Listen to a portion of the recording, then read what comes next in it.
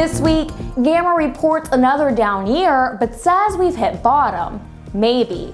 The Air Force says a fogged canopy caused that F-16 accident at Oshkosh 2011.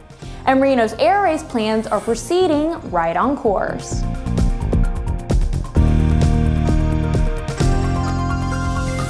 I'm Ashley Hale. Welcome to Airborne on Aero TV. 2011 was supposed to be the turning point. A year ago, the General Aviation Manufacturers Association said that signs of economic recovery were evident and boded well for general aviation. But apparently, the economic groundhog saw his shadow. Worldwide shipments of GA aircraft were down again in 2011. GAMA announced 2011 worldwide shipment and billing figures Wednesday for general aviation airplanes. Piston, turboprop, and business jets were also all down. Total shipments were down 3.5% to 1,865 planes. Those planes were on average more expensive than the ones sold the previous year, causing total billings to rise 0.4% to $19.1 billion. GAMA's 2012 chairman, Carolyn Daniels, notes, quote, "Shipments declined in all three industry segments from the previous year, but the declines reached single digits, which indicates general aviation is reaching the trough in this cycle. A majority of the market fundamentals are moving in the right direction. Like last year, our greatest concern remains the lack of financing. Latent demand in the market exists, and an ease in the credit markets could help boost our industry into positive growth once again." Starting this year, GAMA's annual figures will also include rotorcraft billings and deliveries. Well, it was not the air show the Air Force intended. The U.S. Air Force has concluded its investigation into last summer's very public incident at EAA AirVenture, in which an F-16 overran runway 36 and headed 300 feet off into the grass. The report says the jet's environmental control system caused fogging that obscured the pilot's vision and resisted his efforts to clear the canopy. The report adds he was extremely concerned about the crowds to the left of the runway along with the other planes. He focused on maintaining control and ruled out ejecting as an option in order to guide the plane safely. Clearly, his attention was centered on completing a safe landing. Damage to the plane is estimated at $5.4 million. The unidentified pilot was assigned to the 100th Fighter Squadron 187th Fighter Wing based in Alabama. The reversal by the FCC on its waiver to let LightSquared build a 4G wireless network that could interfere with GPS may start a flurry of legal activity. ANN's Paul Plack has more. Ashley, LightSquared says it's invested about $4 billion into what may now be a dead end. LightSquared and its investors are not amused. A group of investors has sued Philip Falcone's Harbinger Capital Partners, which put a lot of money into LightSquared, saying billions of dollars have been squandered, and that, quote, deceptive and misleading statements were made about the viability of the proposal. The suit also says Harbinger and Falcone, quote, knew from the outset or were reckless in failing to know that LightSquared's technology interfered with GPS, unquote. The plaintiffs also claim Harbinger presented one plan to investors, then pursued a very different strategy. Falcone, in turn, has reportedly hired lawyers to consider suing the Federal Communications Commission. The FCC has not commented so far on that. Falcone says the company has the cash to continue pursuing development of its network, but last week, LightSquared reportedly defaulted on a $56 million payment to Inmarsat, its satellite provider. Falcone says, not a default. The agreement between the two companies allows time to resolve what he calls pending questions before that payment is actually due. This all could get complicated and ugly, but there is good news. It looks as though, at least in the legal profession, the recession may be over. For Airborne, I'm Paul Plack. Officials for the Reno National Championship air races say they're making progress with plans for the 2012 event, though permits for the races have not yet been issued. In a meeting with the Reno Tahoe Airport Authority, Mike Houghton, president of the Reno Air Racing Association, told airport officials that planning will have to be done without waiting for the NTSB probable cause report on Jimmy Leeward's P-51 crash last year. The Reno Gazette-Journal reports that 2 people called the event inherently unsafe during public comments.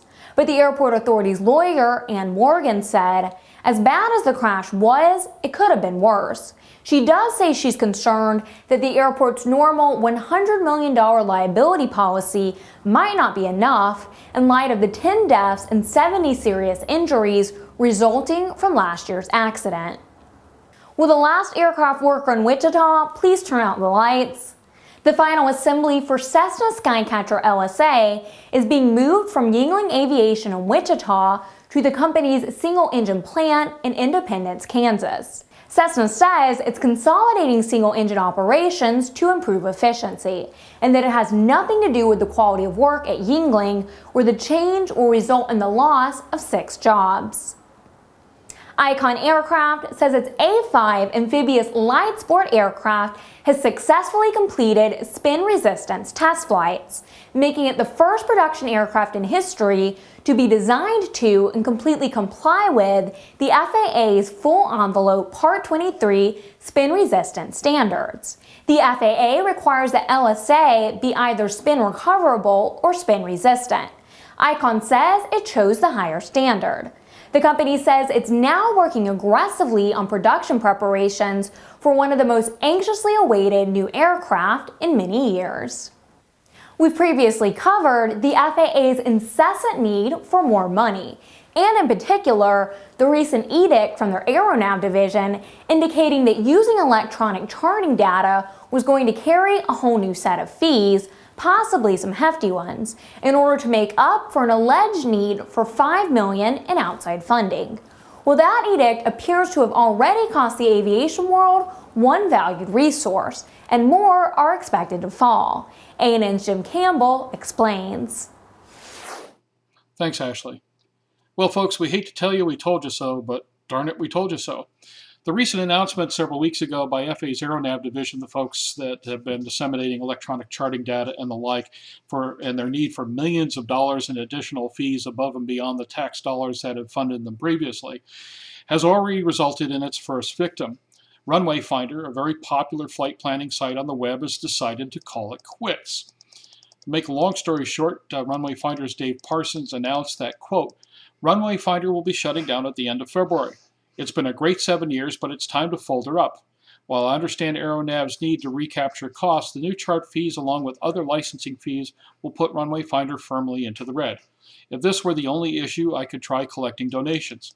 However, the site needs continuous maintenance, the airport data format is changing this year, the weather gathering needs updates, and improvements are needed to keep up with the latest browsers and mobile devices.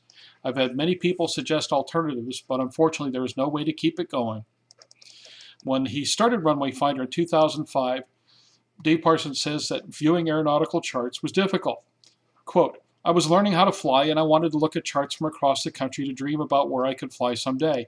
Being a software engineer, I wrote some code, collected a bunch of data and charts, and Runway Finder was born. It made a little money along the way, all of which was plowed back into legal defense. But despite that, it's been a fun project and a great learning experience. Parsons thanks all the pilots out there that have used the site, and especially those who have helped out along the way.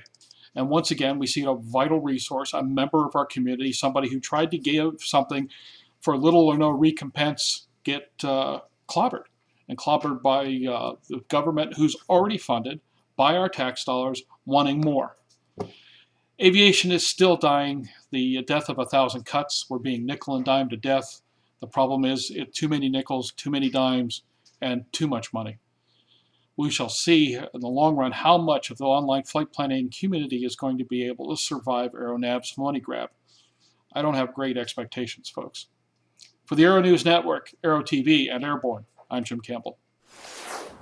You're watching Airborne. More in a moment.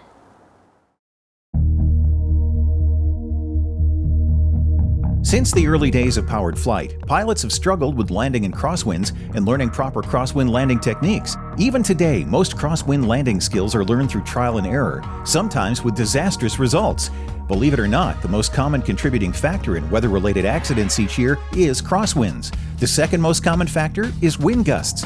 In fact, crosswinds and wind gusts cause more landing accidents than fog, thunderstorms, and icing combined. That's where the Redbird X-Wind SE comes in. It teaches pilots the proper techniques to meet and beat these top two causes of weather-related landing accidents. By placing pilots in gusty crosswind conditions for extended periods of time, the X-Wind SE gives instructors all the time they need to teach the pilot the proper techniques for landing in challenging crosswind conditions. For more information on Redbird flight simulations, the Redbird X-Wind SE, and Redbird's entire line of flight training devices, visit www.redbirdflightsimulations.com.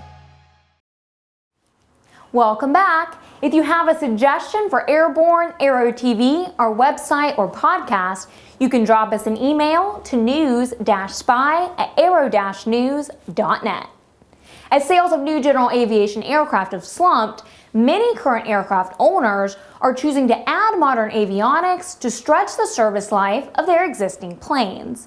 And the avionics industry has been developing some amazing upgrades and giving new life to older birds. Again this year, the 55th Annual AEA International Convention and Trade Show will highlight the newest developments. Aero TV, of course, will be there once again to bring you live streaming coverage in high definition for the first time, including a live webcast of the ever-fascinating new product introduction showcase and much more. You can watch using a link on our site or on any of the popular e-media sites carrying our live feed. The content will also be archived for later viewing. Watch for more details as the date draws near at aero-news.net. Behind schedule and over budget? Tom, tell us it isn't true. Despite the passage of the FAA funding bill, the Government Accountability Office, or GAO, say that the transition to NextGen is both behind schedule and over budget. Tom Patton has more on that story. In a review of 30 major ATC acquisition programs, all of which will contribute to the transition to NextGen, the GAO found that cost estimates for 11 of the 30 programs have increased from their original estimates by a total of $4.2 billion, and 15 programs have been delayed. The cost increases account for over 60% of FAA's total acquisition costs for the 30 programs. The 15 acquisitions that experienced schedule delays, many of which also had cost increases, range from 2 months to more than 14 years, with an average of 48 months. In the executive summary of its report to congressional committees, GAO says the cost increases and schedule delays occurred due to several factors, many of which have been long-standing challenges for FAA. These include additional or unexpected system requirements, insufficient involvement on the part of stakeholders such as air traffic controllers in the development process, underestimating the complexity of software needed, and unexpected events, including funding shortfalls or work stoppages. GAO says that if they continue, these challenges will slow the implementation of NextGen. The GAO said in its recommendations that the FAA should require cost and schedule risk analysis, independent cost estimates, and integrated master schedules that better estimate the cost and completion dates for major acquisitions. The FAA did not comment on whether or not it agreed with those recommendations. For Airborne, I'm Tom Patton. The Long-Term FAA Reauthorization Act requires operators of aircraft, which meet FAA Stage 2 noise level, to modify their aircraft to meet Stage 3 limits by the end of 2015. The only exceptions allow temporary operations related to moving aircraft for modification or sale. Bob Bogan, Deputy Executive Director at Morristown Municipal Airport in New York, explains, quote, "Managers of airports located in congested metropolitan areas across the country wanted Congress to help us respond to the concerns of our neighbors. There are an estimated 850 older Stage 2 aircraft affected by the change. If they're not modified to meet Stage 3 standards by the end of 2015, they can no longer be flown in U.S. airspace." During a visit to Boeing's assembly facility in Everett, Washington last week, President Obama spoke about how the 787 shows how American manufacturing in one location can benefit workers across the country. One of those other places he mentioned was the company's new 787 assembly plant in Charleston, South Carolina. Quote, "And the people in every one of these communities, some of who are here today, they are benefiting from the work that you do." Being in campaign mode, the president declined to recall how he used recess appointments to bolster a pro-union National Labor Relations Board, which then tried to shut down Boeing's new plant in South Carolina. Not everyone is ready to bury GA. Mayors representing more than 100 communities in 48 states wrote to President Obama on February 14th, urging him to recognize the contributions of general aviation to the U.S. economy and to drop his user fee proposal. The letter reads in part, quote, "General aviation supports 1.2 million American jobs, over $150 billion in economic impact annually, and is a vital economic engine for our national economy. The vast majority of businesses and organizations that utilize general aviation are not wealthy CEOs. Rather, 85% are small to mid-sized. At a time when our government is supposed to be finding ways to reduce government spending, we do not understand why some in Congress seek to create a huge new bureaucracy within the FAA to administer these new taxes." California Republican Congressman Dana Rohrabacher, who sits on the House Committee on Science, Space, and Technology, issued a statement Wednesday strongly critical of the 2013 NASA budget proposed by President Obama. A particular sticking point is continued funding of what has been nicknamed the SLS Titanic, a monster rocket based on 40-year-old space shuttle technology in an attempt to recapture the glory days of the Apollo Saturn V. NASA says the rocket won't be ready to take astronauts to an asteroid until 2028, after spending $130 billion on the mission. The agency found it could accomplish the same mission with existing vehicles 4 years earlier at less than half that cost. Rohrabacher observes, quote, "If I had someone come to me and say they wanted to spend well over $100 billion when they knew the task could be done more quickly and less expensively, I'd say you're fired." The Florida House of Representatives has voted to expand the state's sales tax exemption on aviation maintenance parts and labor to include lighter turbine and piston aircraft. House Bill 7087, backed by AOPA and the Florida Aviation Trades Association, would make aircraft with a maximum takeoff weight of more than 2,000 pounds eligible for the tax exemption. The previous exemption covered only planes over 15,000 pounds and rotorcraft over 10,000.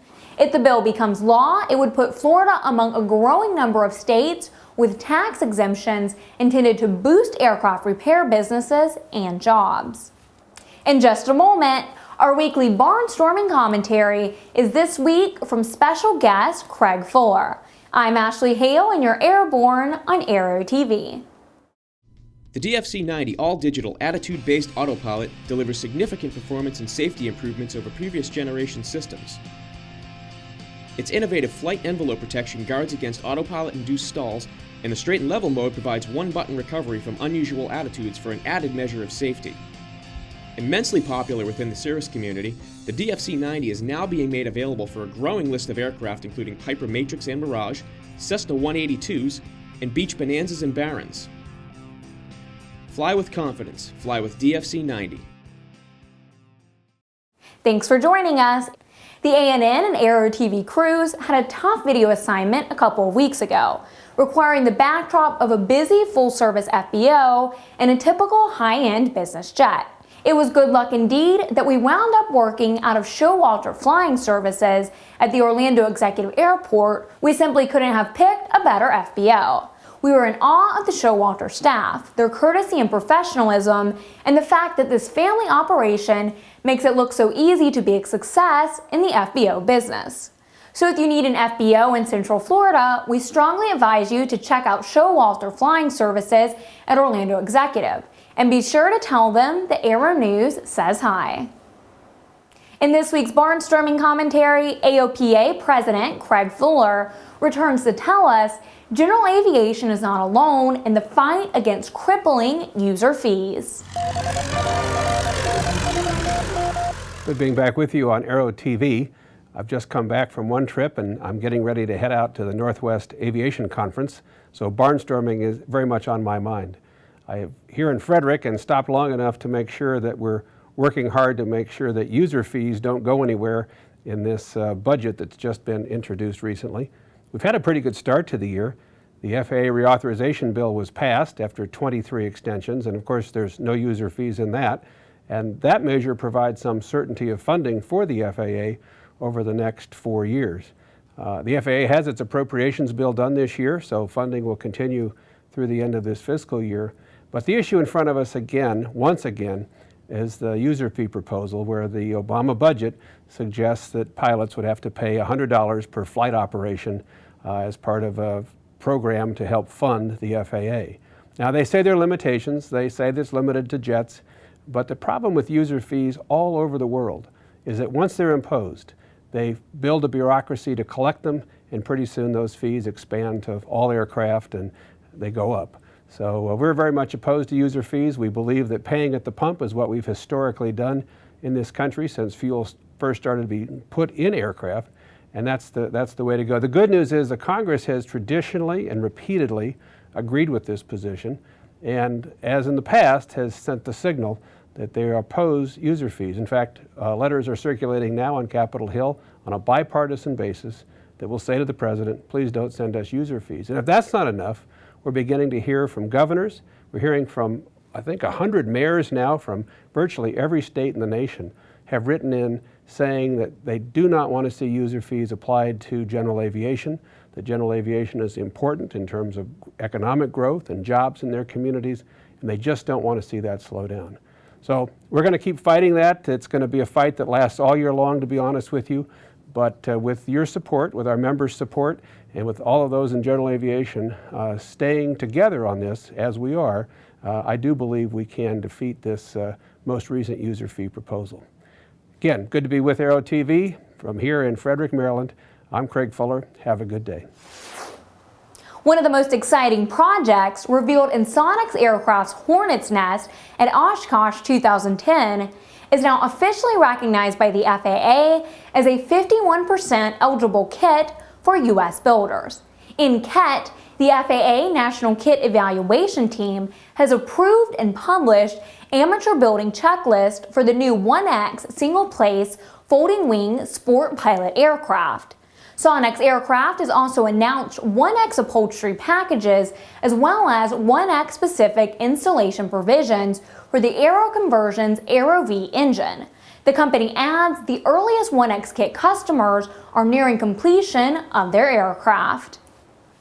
Another of the Tuskegee Airmen has gone west.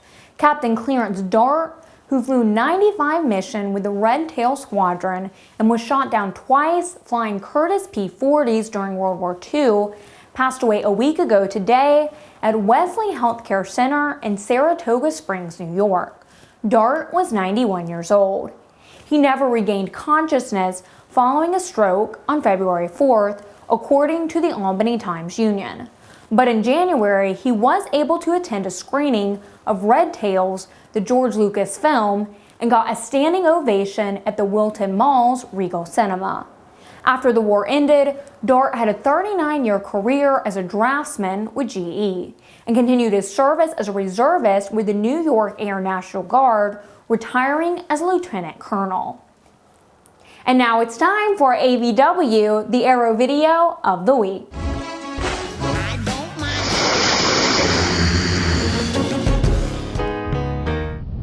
Here we are landing in Boracay. This week, Airfil Express Flight 969 landing at the Calibo Airport in the Philippines from the point of view of a passenger's mobile phone camera.